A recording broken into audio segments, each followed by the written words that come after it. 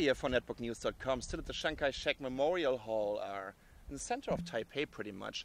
And I just want to leave some comments on the Netbook World Summit 2009, the second Netbook World Summit that just finished in Paris.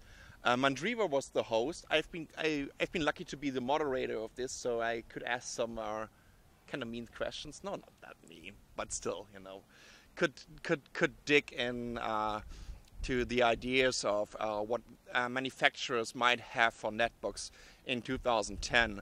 So my personal opinion of the whole event was, first of all, it's good to have an event like this where only, let's say, some 60 or 70 people are, and you can immediately talk to the ones that are important for this market. This really helps a lot. Comparing this to last year's Netbook World Summit, the first one, the game changed radically.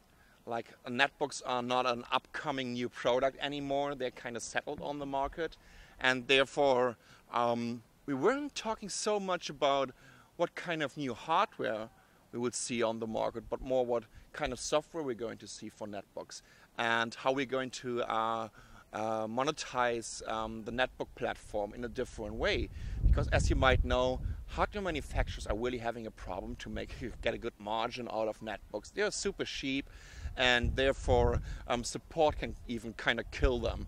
So right now we see more and more manufacturers going to create ecosystems, software, app stores around this. Intel will be very supportive with their Intel Atom Developer Program and their app store that's going to be launched, I think, at the beginning of 2010. I can't tell you the exact schedule. Intel won't tell anyone right now. So yeah, as I said, compared to last year's Netbook World Summit, this one was all about software, all about alternatives, alternative operating system. Even cloud computing was very important. And we will have a couple of competitors next year. We will have Moblin, we will have Jolly Cloud, we will have Chrome OS on the market. So it's going to be a little bit different compared to 2009 and 2008, where it was mainly ruled by Microsoft. Let's say netbooks are going back to their roots, right?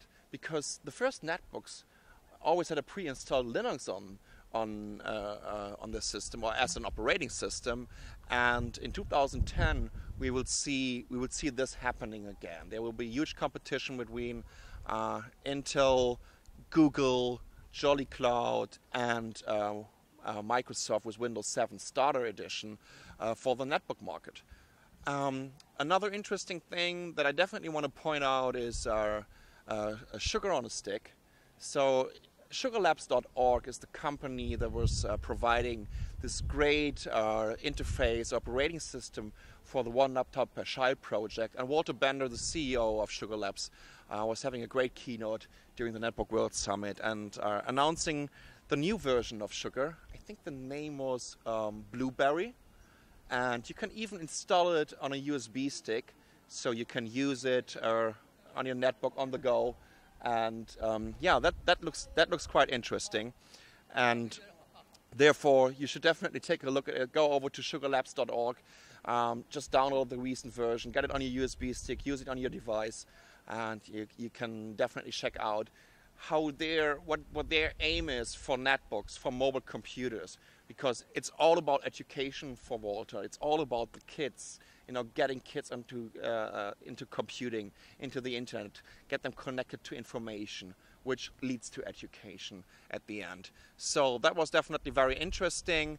In terms of hardware, even during the Netbook World Summit, we already saw this kind of shift for more touchscreen devices, more smaller netbooks. Our friend Nicolas, aka Charbox from techvideoblogger.com or armdevices.net, he had a really cool device, like an $80 netbook, which is running on an ARM CPU, only has 64 MB of RAM and came with Windows CE.